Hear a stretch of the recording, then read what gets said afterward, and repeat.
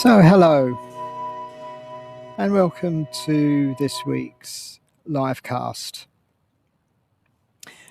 Well, this week I'm back on Hyde Park. Haven't been in this part of Hyde Park since the summer, and it's quite a bit quieter than it was then. There was a concert on back then.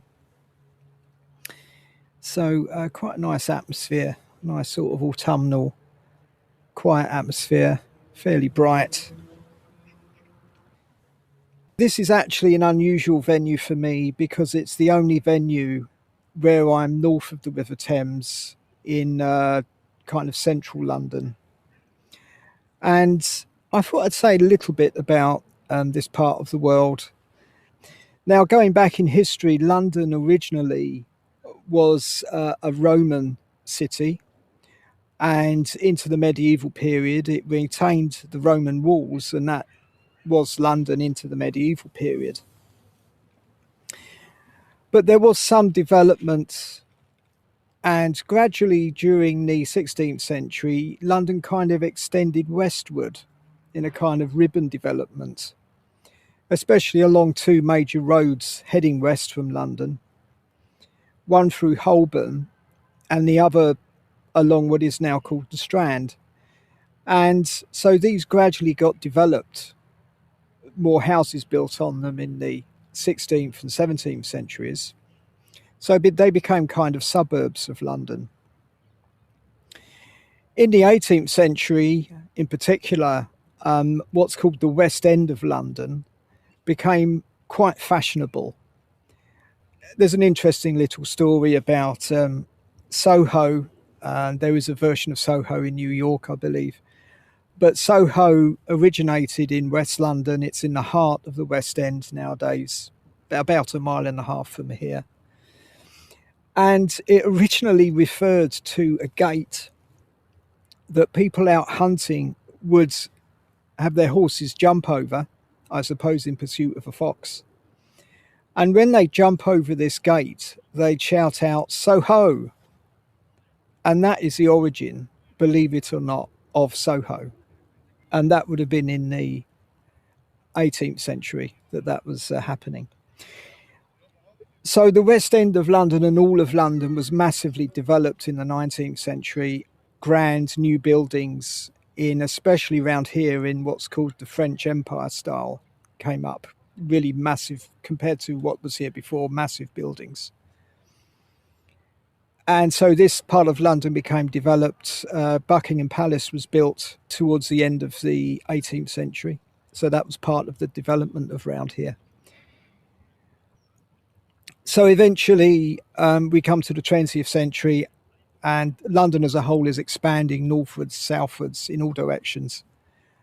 And this becomes central London. So it's got quite a history around here. Hyde Park, as we know it, probably goes back to more or less the 19th century, really, when it became the kind of park that we know now. So that's a little potted history of this part of the world. Now, today we're going to be returning to really the foundation meditation of the positive emotion meditations. And this is one called the Metta BHAVANA. Now, as I always say, the Metta BHAVANA is a bit different to the other three positive emotion type meditations. So in all of these meditations, we're bringing people to mind and we're wishing them well. And we're looking for usually a kind of emotional response to bringing people to mind. Now, the Metta BHAVANA is actually somewhat different because in the Metta BHAVANA, we're not really cultivating an emotion as such. We're cultivating this quality called metta. Now, there's not really an exact English translation of metta. It's a very particular quality, and I would say it's already there in awareness. It's usually described as a kind of like sunshine, a bright, inspiring quality. Now, a little while back, I was having a chat with my friend Phil, and we have long chats about various esoteric subjects. And we started talking about the story of Genesis in the Bible. Now, it's very important here to realize that I wasn't reading a modern translation. I wasn't reading something that was produced in the last 60 years or so. Because in the modern translations, some things are actually altered. And Genesis is definitely altered in modern translations. What happens on the different days is altered. So we were looking at a fairly early translation of the Bible, which is the King James Version. And we were looking at Genesis, and as you know, it happens over 7 days. So the first day, which by the way, of course, would have been a Sunday, because for them, the Sabbath was Saturday. So the first day is the day when God is supposed to say, "Let there be light," and there was light. Now, Phil and I discussed this, and we looked at the other days, and we decided that this light that was being described probably wasn't physical light. Because, as you may know, the sun, the moon, the stars, and the planets are not supposed to be created until the 4th day, which, by the way, is a Wednesday. We decided that meant physical light came into existence according to Genesis. And obviously, how literally you take this is up to you. We're tending to see it more symbolically, I think, with this. But I came to the conclusion, and Phil ended up more or less agreeing, that the light on the first day of creation may actually be something to do with Metta. And this may be one of the few places in Western religious tradition where Metta is actually mentioned. So we both came to this conclusion. Now, there's obviously how literally you take Genesis is up to you. We're looking at it maybe a little bit more symbolically here. I would say that in this progression of days, with different things being created, animals, humans, and so on, you're progressing from the first day to the second day, which was a Monday. And on the Monday, you have the heavens and the abyss are created, which is kind of up and down, really. So this is really quite basic. Animals aren't created until the 5th day and humans on the 6th day. So really, if Metta is being referred to in the first day of Genesis as the first thing created, I would say that means it is a very fundamental thing in reality indeed. And I think that's what we're contacting here, a very fundamental thing in reality or consciousness, awareness, whatever you want to call it. But it is a very fundamental quality. And it is actually much more fundamental, I would say, than emotion, which is what is cultivated in the other 3 positive emotion meditations. I would say emotion doesn't really arise until you have humans, although some animals seem to have something like emotions, like dogs or primates, for example. So emotion comes along much later on, I think. So I think this is very interesting, and I think it tells us something about Metta, that this is an absolutely primal quality, I would say, in awareness. Other people would say other things about it, but I would say it's a primal quality in awareness itself. It's more basic than emotion even. Although there is an emotional response to Metta, which is a kind of joyous kind of feeling. You feel kind of happy when you contact it. But that is a response. That isn't Metta. It's the response to it. So I hope you found that sort of interesting. I mean, I find this very interesting. And as I've said, I think it is one of the very few references to Metta in the Western kind of religious tradition. I think there are very few references to it, but that is one of them, and maybe the most important one in some ways, actually. So there we are. Okay, so there's a few more people joining. Welcome to today's session. So, as always, we'll be doing an awareness scan to begin, taking about 7 minutes. We'll then move on to the Metta BHAVANA proper, and we'll begin by continuing to focus on ourselves, and we'll just wish ourselves well. And so, what we're looking to contact here is this quality of Metta, which, as I mentioned, is like a kind of sunny, bright quality in our awareness. And so, we're just looking to contact that as we wish ourselves well. So, we'll then move on to the second stage of the meditation. And as usual, with these meditations, in the second stage, we're bringing to mind a good friend. So this is someone we've known for quite a while, actually, probably. We've got a nice, easygoing relationship with them. It's fairly uncomplicated, easygoing, nice person to hang out with, kind of thing. There are certain guidelines here as to the kind of people it's best not to choose for this stage, especially if you're fairly new to this meditation. Because bringing these people to mind can bring up other emotional responses, which may obscure the metta response, which is what we're after here.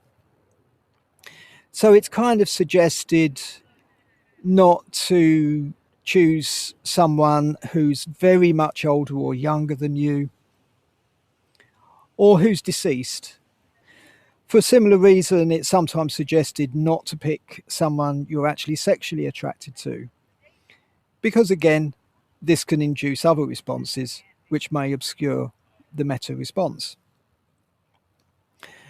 So I'll just give you a moment to choose someone for this stage. So this is a good friend.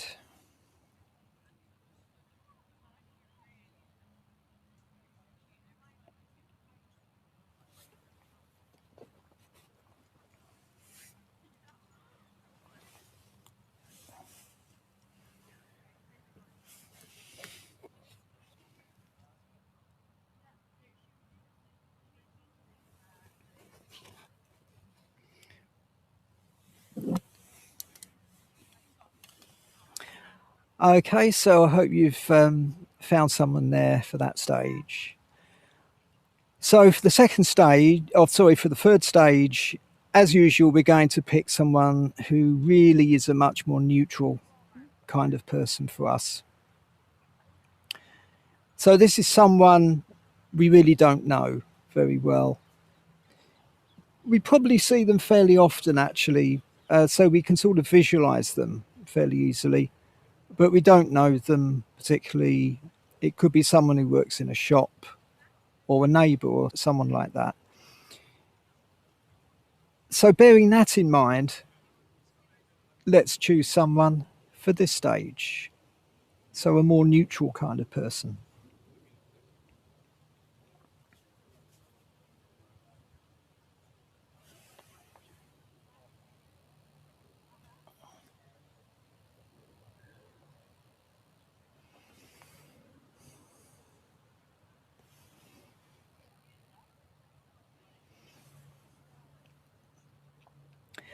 Okay, so I hope you've found someone for that stage.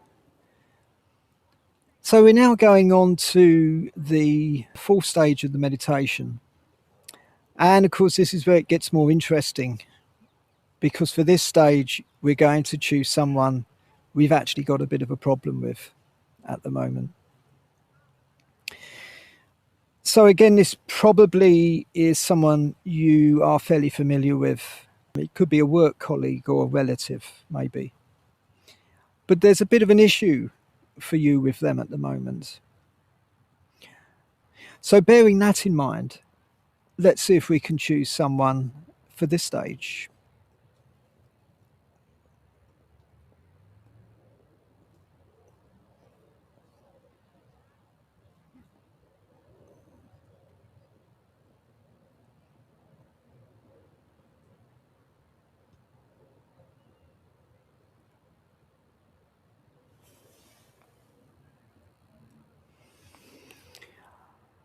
Okay, so I hope you found someone for that stage.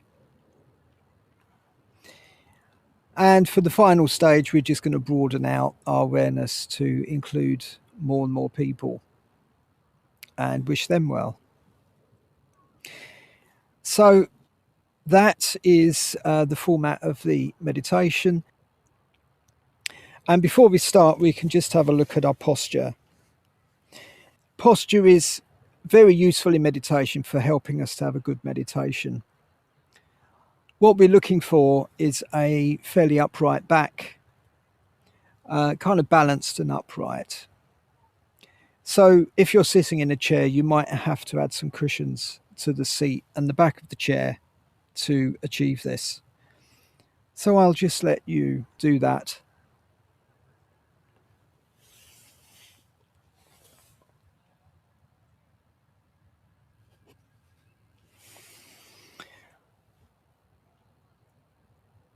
It is possible actually to meditate while you're lying down. I would say if you can sit up, it's best to sit upright. But if you've got a health issue, you can have a fairly good meditation laying down.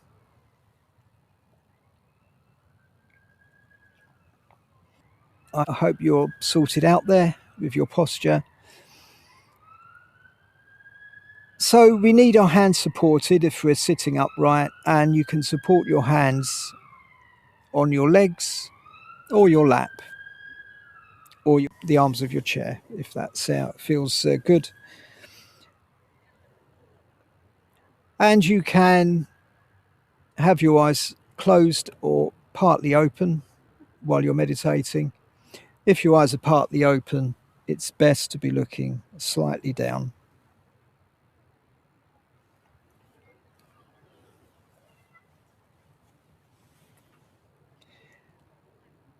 So this is going to be a Metta BHAVANA, so cultivation or contacting Metta, and it's going to last about 30 minutes. And to begin, we're just going to notice the sounds that we can hear.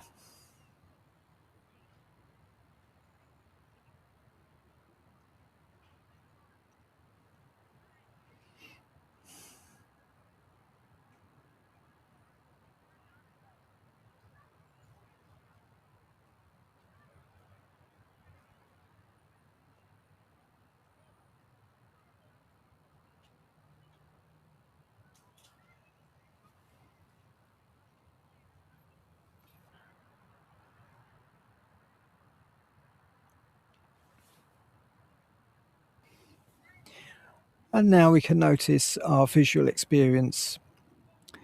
Even if eyes are closed, we do have some kind of visual experience. So we can just notice whatever that is.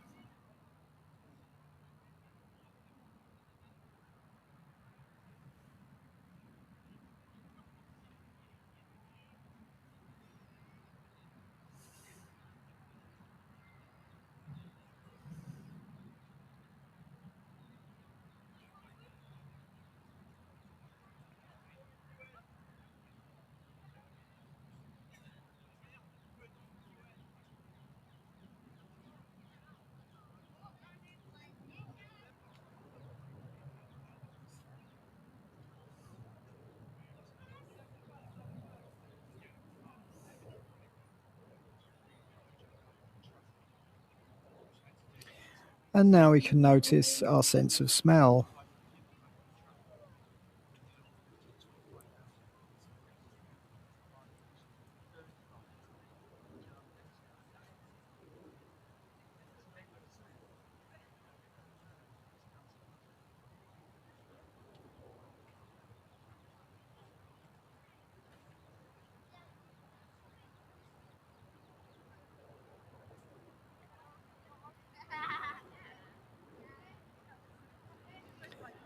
And our sense of taste.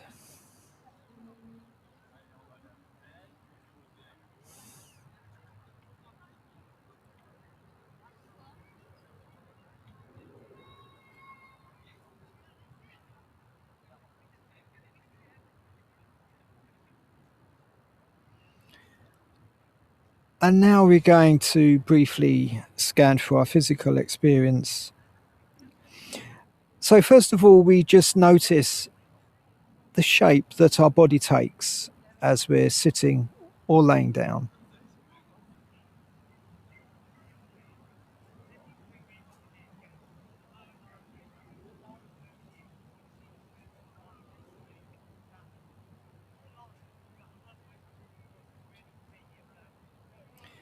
We can notice the pressure from sitting in our seat.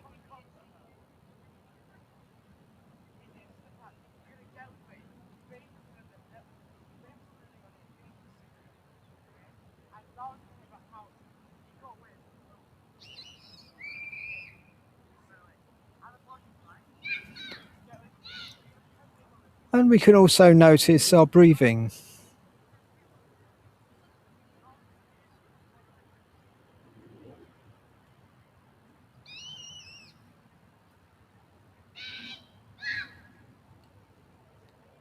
And we can maybe relax at each out breath.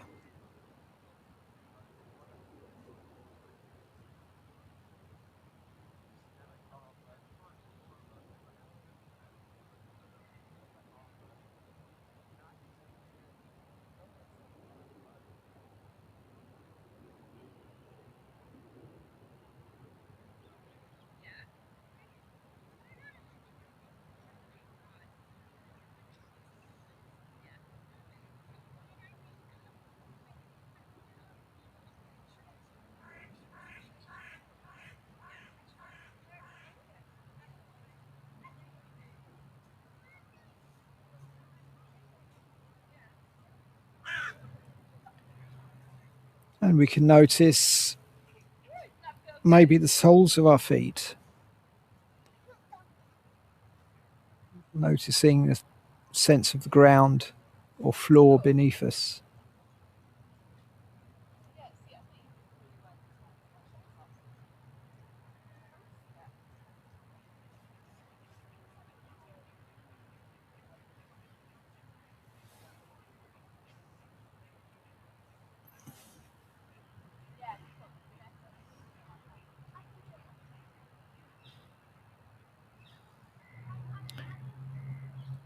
And now we're going to broaden out our experience or our awareness to include our whole experience.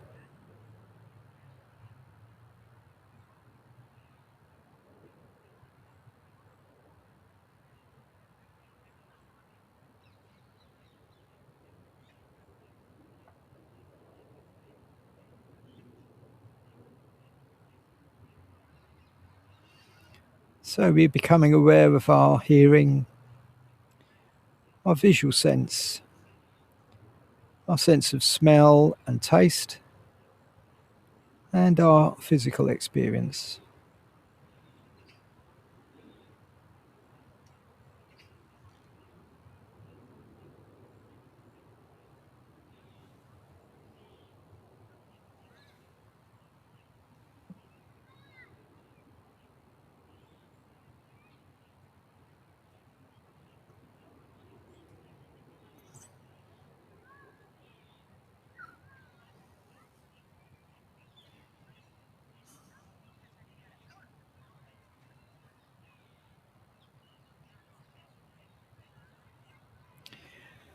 And now we're going to become aware of how we feel. So we're just going to notice our emotional state.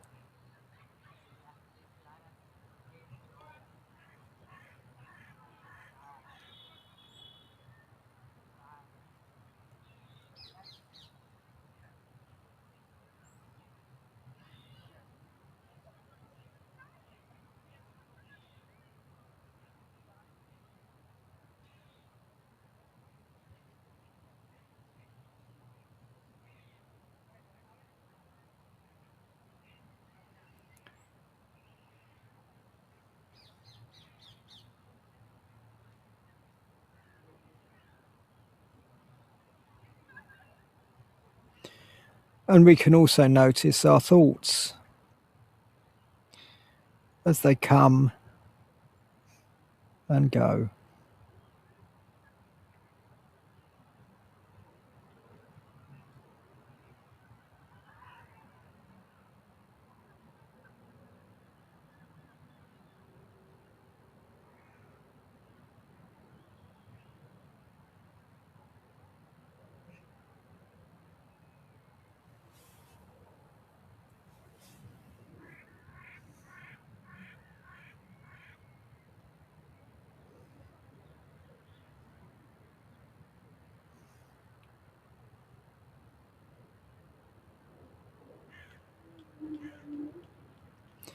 We can also bring to mind the people we're going to be putting into the stages. So that's a good friend, the neutral person, and the difficult person.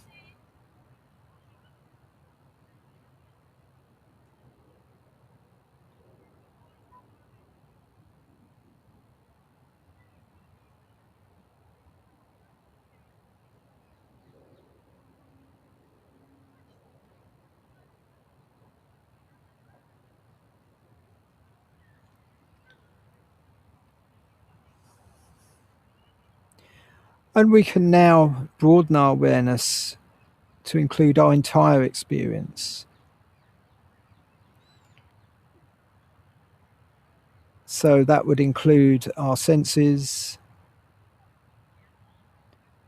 our emotional state, and our thoughts as we sit in awareness.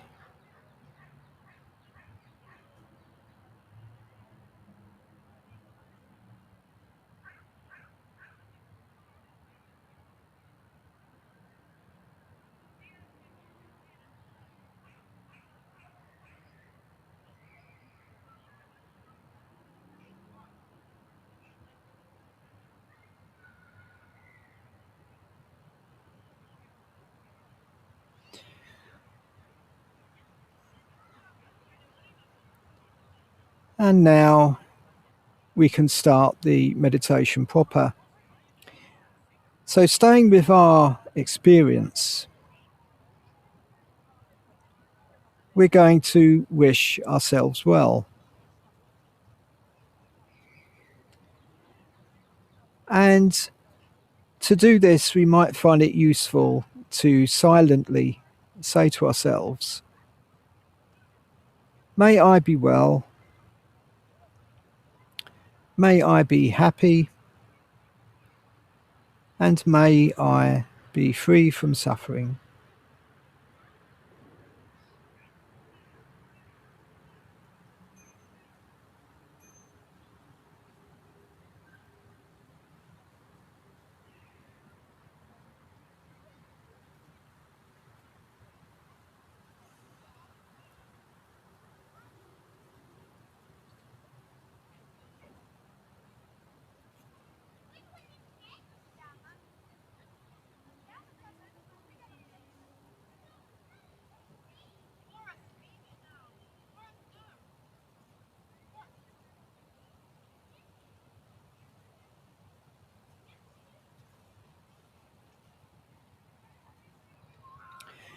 And as we do this, we're just going to see if we can contact this bright, sunny quality of metta in our awareness.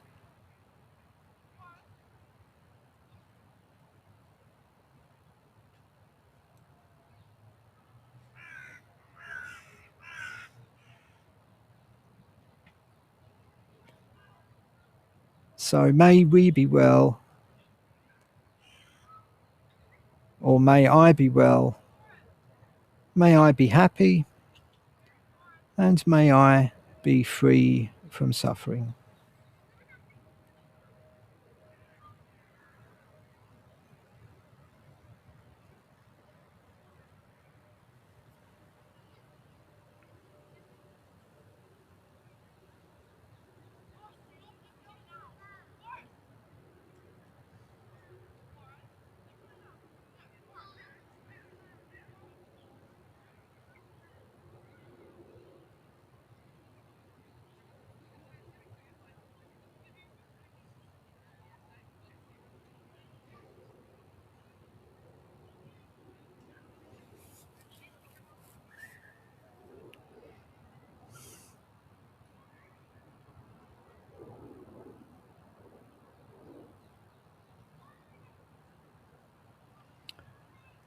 And so we're seeing if we can contact this quality of metta, the bright quality of metta, as we wish ourselves well.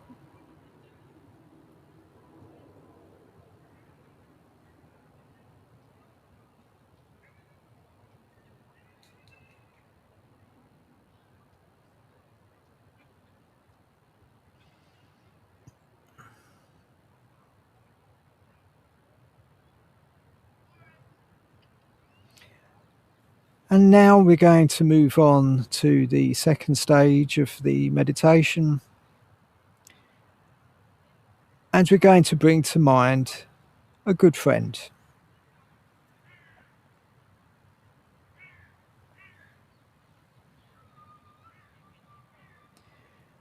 So we're aiming for as vivid a sense of our good friend as we can. So really see if we can feel their presence.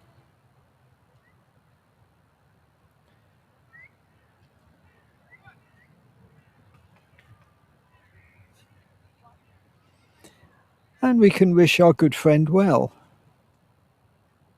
And again, we can use that phrase, may you be well. May you be happy. And may you be free from suffering.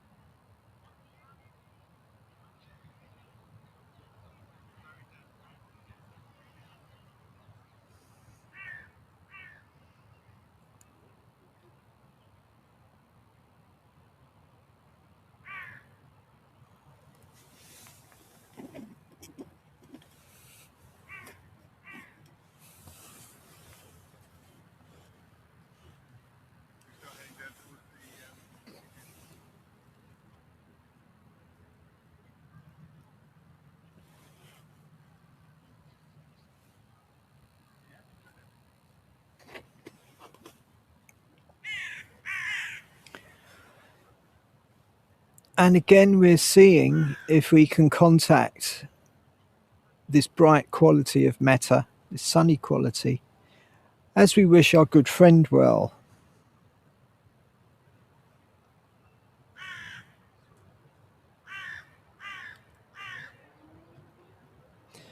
And if it helps, we can continue to use the phrase silently, may you be well, may you be happy, and may you be free from suffering.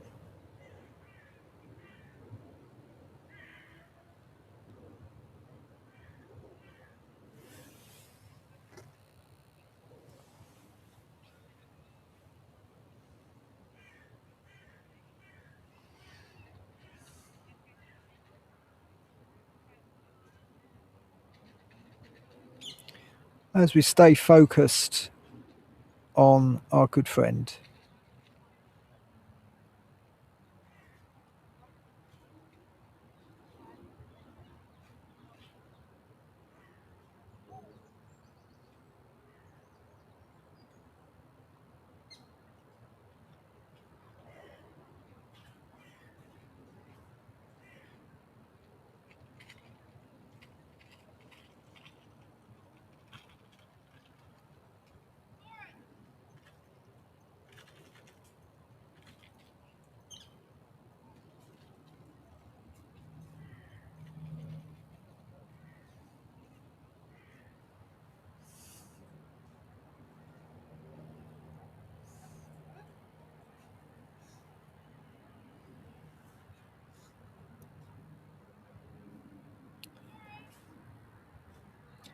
And now we're going to let our good friends just fade from our awareness as we now bring to mind a more neutral kind of person. So this is someone we don't really know very well, but maybe we see them reasonably often, but we don't really know them.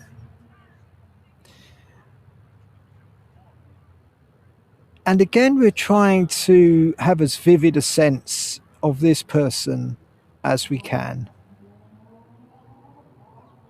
So just really focusing on this person.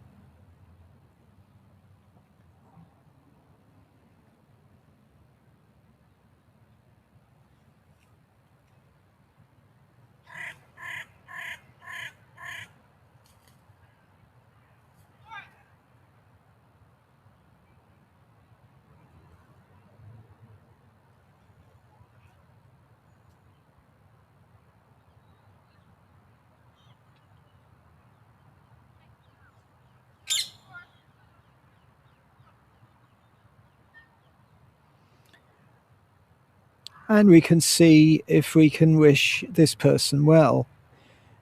And again, we can use the phrase, may you be well, may you be happy, and may you be free from suffering.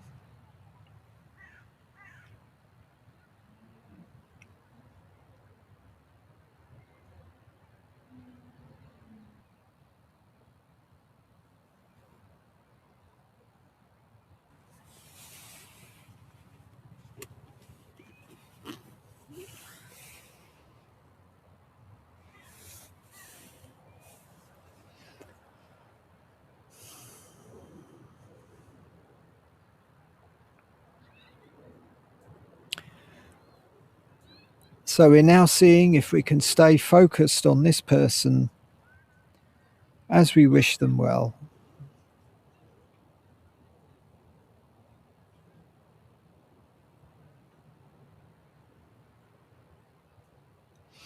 Again, looking for this bright quality of metta in our awareness as we do this.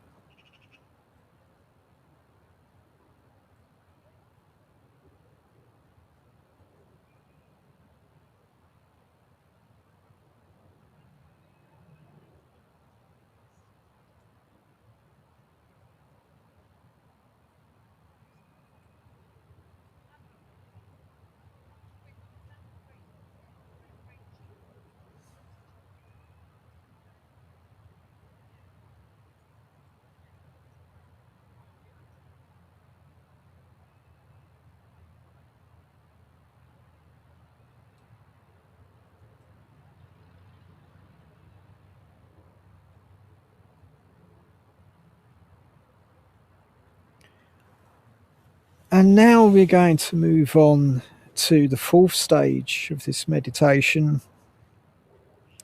So we're going to let the neutral person fade from our awareness. And we're now going to bring to mind someone we've actually got a problem with at the moment. So again, we're going to see if we can focus on this person as vividly as we can.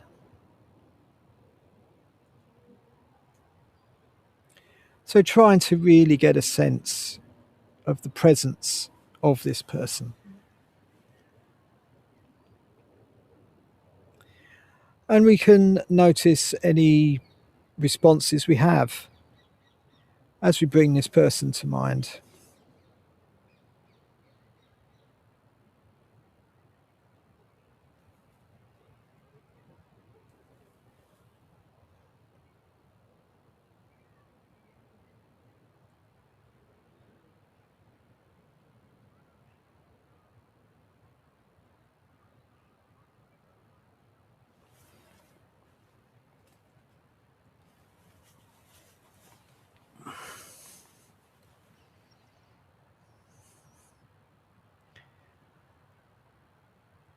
And we can now see if we can wish this person well.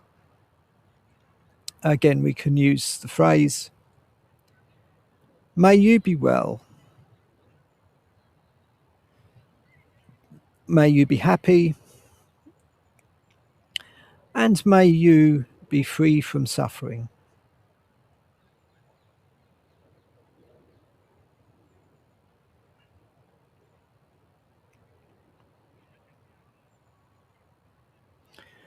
And again, we're looking for this quality of metta in our awareness as we do this.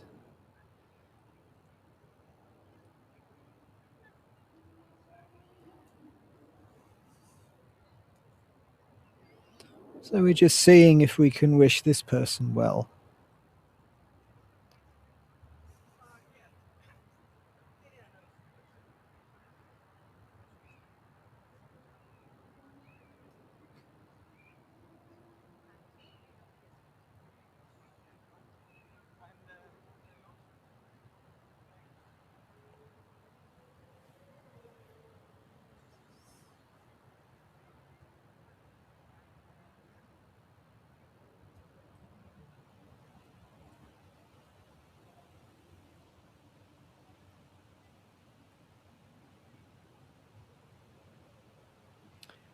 So may you be well.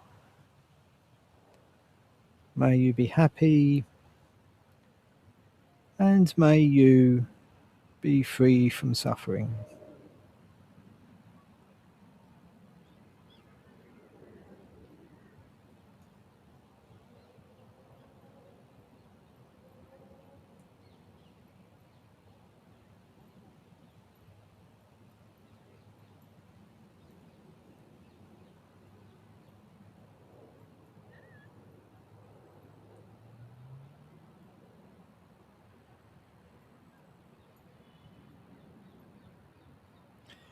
So we're just seeing if we can stay focused on this person.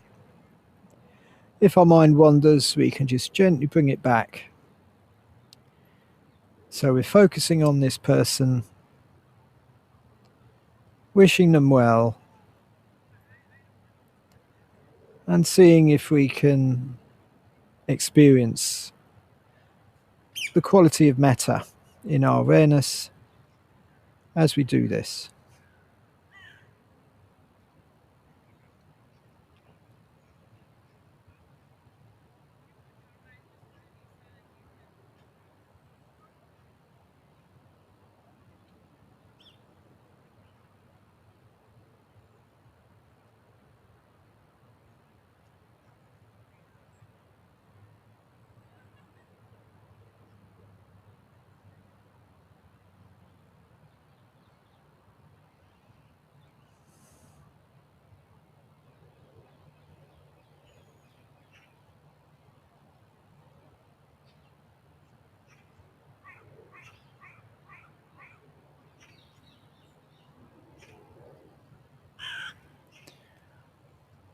And now we're going to move on to the final stage of this practice.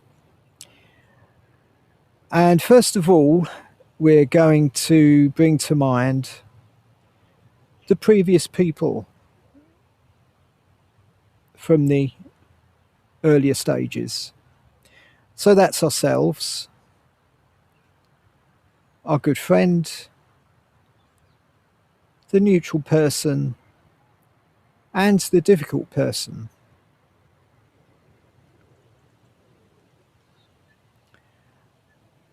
And we're going to see if we can wish the four of us well. So may we be well. May we be happy. And may we be free from suffering.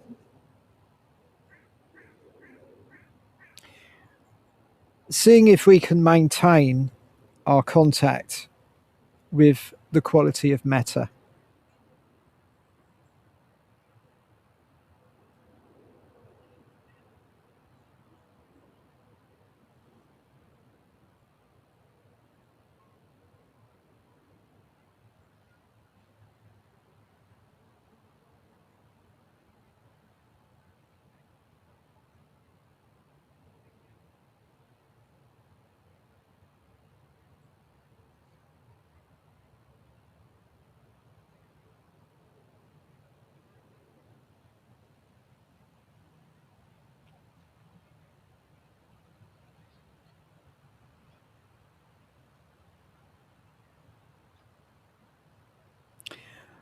And now we're going to broaden our awareness to bring in awareness of more and more people. And we could maybe start with people that we know,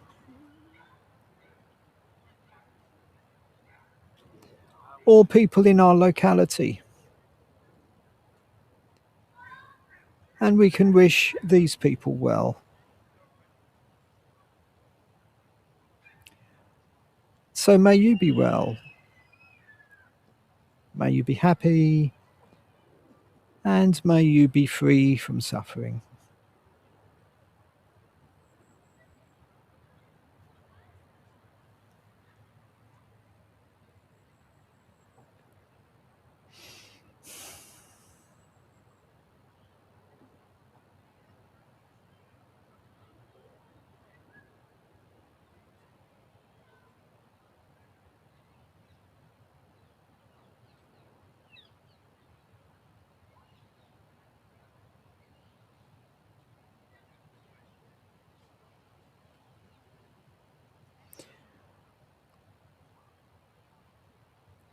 And we can continue to expand our awareness, bringing in awareness of more people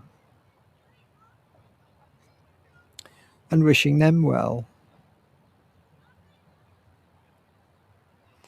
And again, as we're doing this, we're seeing if we can maintain our awareness of the bright quality of Metta, this sunny quality of kind of well-wishing as we bring these people to mind.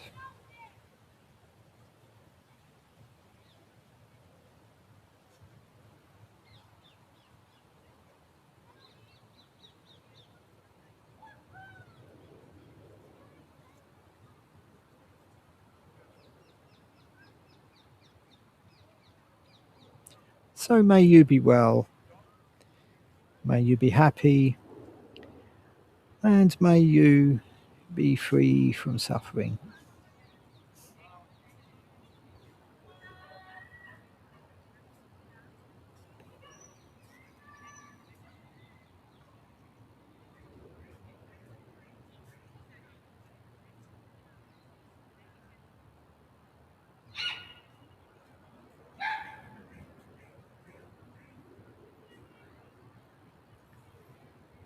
And we can take this as far as we wish.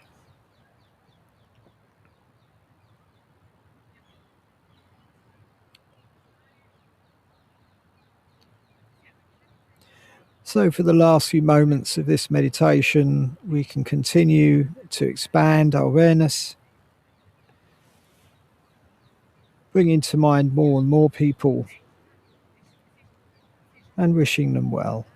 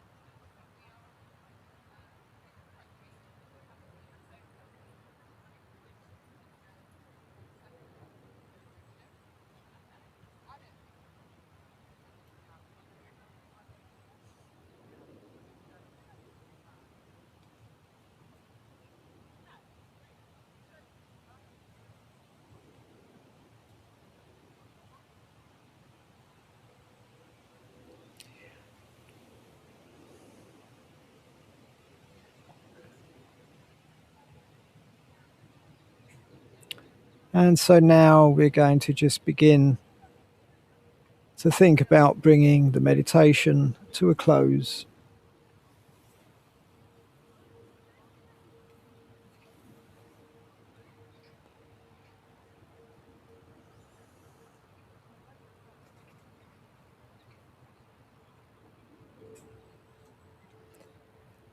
And so we can just relax our awareness,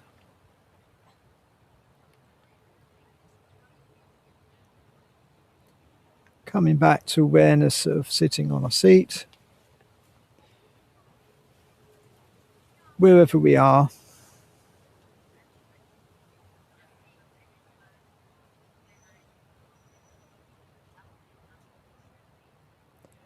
As we bring this Metta BHAVANA to a close.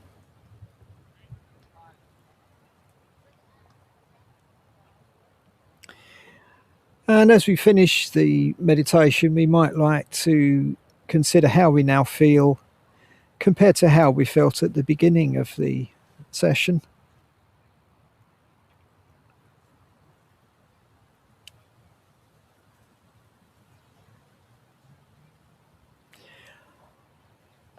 If you did enjoy that session, you might like to consider leaving a donation. So there's a PayPal facility on the homepage, and if you'd like to leave a donation, do feel free. It's entirely up to you.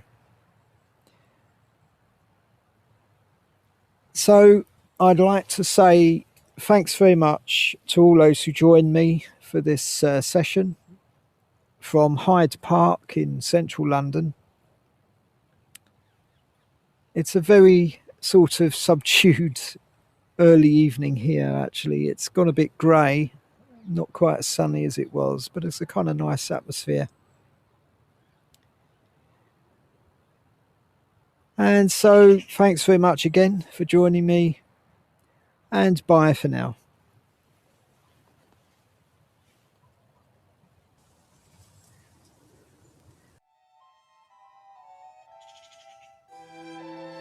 Oh, that's nice.